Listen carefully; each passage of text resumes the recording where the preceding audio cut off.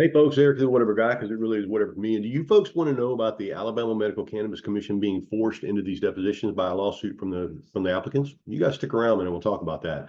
As you guys know, my name is Eric. I'm the whatever guy, and I usually videos a couple days a week, basically keep you guys updated in the world of Delta 8, Delta 9, Delta 10, hemp cannabis is what's going on around. But having said that, man, I'm sitting here on an early Wednesday morning and taking a look at this debacle. As you guys know, there is just lawsuit upon lawsuit upon lawsuit upon lawsuit. Like we have lawsuits for them throwing out the scores. We have lawsuits because they threw out the scores. We have a lawsuit, basically an order from a judge, basically allowing depositions. We have the AMCC filing an appeal of that judge's ruling about those depositions because they don't want to do the depositions. They don't want to give over any evidence, anything like that. And now we have a lawsuit, another lawsuit. I don't know if it would be an appeal or a lawsuit filed to basically kill the appeal from the AMCC. So I'm a little confused about it also. And like I said, man, many times before, this is even confusing for me. Like this is keeping track of this has been real confusing all the way around. Just understand that the AMCC does not want to give up any discovery to these applicants for any reason whatsoever. But let me just say this.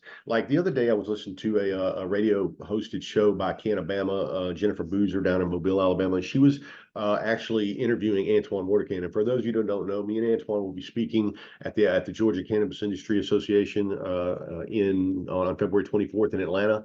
But having said that, he was being interviewed by them, and we were talking, and he was talking about all those lower tier licenses. For those of you who don't realize, we've been locked up in this legal morass this whole time, but most of the lower tier licenses were given out, the cultivator, the processors, and stuff like that. Really, what's holding them up is the dispensaries. And so, even though we're doing this, talking about all these, news on this lawsuit for the vertically integrated, really what needs to happen is we need to get the dispensary lawsuits figured out first. Like we need to get those figured out first, and then that would allow these cultivators and processors that have already been awarded and issued licenses an opportunity to get medical marijuana up on the shelf by, say, March, April, May, June, somewhere in there. At least by the summer, we would have some sort of medical marijuana up on the shelf for the medical patients in the state of Alabama.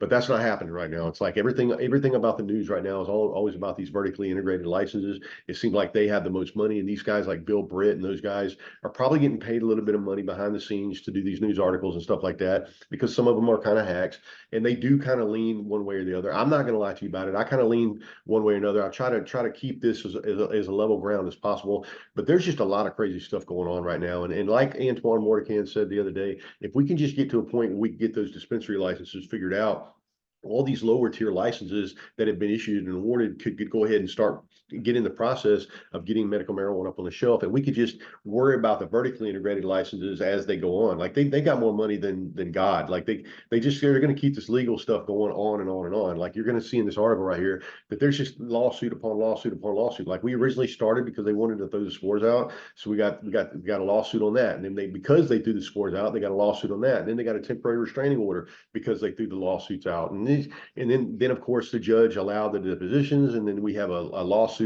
from the AMCC challenging the judge's decision to allow depositions, and now we have a lawsuit challenging the AMCC's challenge of the judge's decision.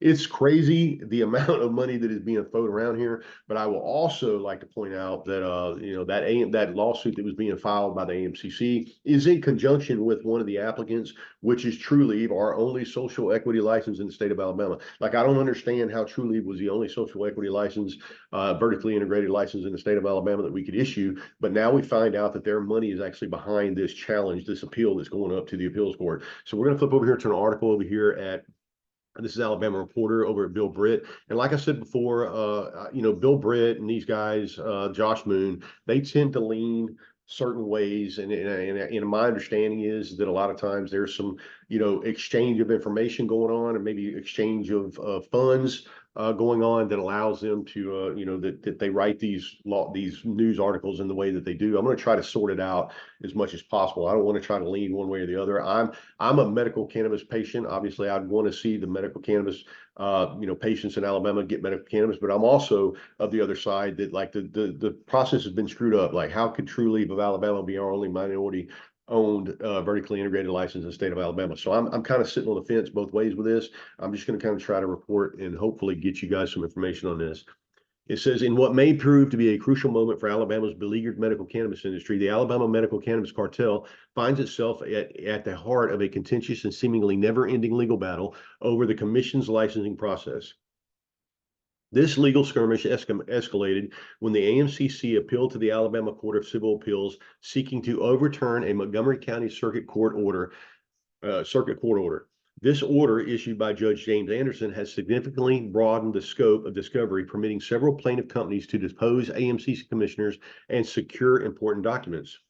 The companies embroiled in this dispute, Alabama Always, INSA Alabama, Gemstone Alabama, and Bragg Canna of Alabama, have countered the commission's appeal. Their argument hinges on the precedent set by Ex Parte Aquin Federal Bank, which emphasizes the circuit court's discretion in discovery matters. They assert that the commission's petition to challenge the discovery order with a writ of mandamus is unfounded, as it does not meet any of the exceptions that the Supreme Court of Alabama has recognized for such a review. And let me just state this: I knew that they were going to go ahead and file some sort of like appeal, because there's actually four separate cases that I know of. You know, I'm not a legal scholar or anything like that, but there's four separate cases that they could have used besides this Aquin Federal Bank case. They could have used three other cases besides that. One of them, like I said, I'm not a legal scholar. One of them I thought was a better example of what the Supreme Court looks at as far as these appeals go. But they used this one here. So I did know that they were going to file this. I just didn't realize they were going to use the Aquin Federal Bank one. They probably should have used the Deutsche Bank Federal Bank ex parte. Central to this legal face-off is the commission's legal licensing process, which has been under scrutiny for months. The plaintiffs argued that the circuit court's measured discovery plan is a well-calibrated response to the complexities of this case, falling squarely within its discretion. They contend that the AMCC's appeal lacks merit, particularly highlighting the commission's flawed arguments regarding the exhaustion of administrative remedies and the purported right to avoid discovery under the Open Meetings Act. The plaintiffs also dismantled the commission's claim that it is shielded from discovery by a deliberative process privilege, a concept that appears misaligned with Alabama's policy of conducting governmental deliberations in the open. They argued that the circuit court's discovery order, which places limitations on the scope and nature of discovery, adequately protects any legitimate concerns while ensuring transparency and accountability in the licensing process. This legal standoff not only underscores the complexities inherent in the state's nascent medical cannabis industry, but also raises critical questions about transparency, due process, and the administrative remedies available to aggrieved parties. The circuit court's decision to permit expansive discovery reflects a determination to peel back the layers of the AMCC's licensing process, offering a look into the commission's inner workings at a time when the stakes for Alabama's medical cannabis sector could not be higher. As the legal saga unfolds, the outcome of the AMCC's appeal could have far-reaching implications for the medical cannabis industry in Alabama. It may redefine the boundaries of discovery and disputes involving state commissions, set a precedent for how challenges to the licensing process are adjudicated, with both sides digging in for a protracted legal battle. The eyes of Alabama and the wider cannabis industry will be keenly focused on the Alabama Court of Civil Appeals, awaiting the decision that could shape the future of medical cannabis in the state. Like, guys, we have lawsuit upon lawsuit upon lawsuit. I think at this point right here, I think it would be cool if we could just focus on the dispensary licenses. Let's just get to a point where we can get these dispensary licenses up on the shelf, get that, those lawsuits figured out. My thing is, man, just give them all a license. Just give them all to them and let free market sort it out. But we've got to have a way for these cultivators, processors, and secure transport, and these guys to start doing business. All those licenses have been issued. All those licenses are pretty much ready to go. We're ready to go move forward with some sort of medical marijuana in the state of Alabama if we can get the dispensary. We understand that the vertically integrated license space is probably going to be tied up for a long time to come. Let them fight their legal battles on the other side and just give us a dispensary or two. All right, folks, this is Whatever Guy signing off, and I'll talk to you guys later, man. Love you. See you.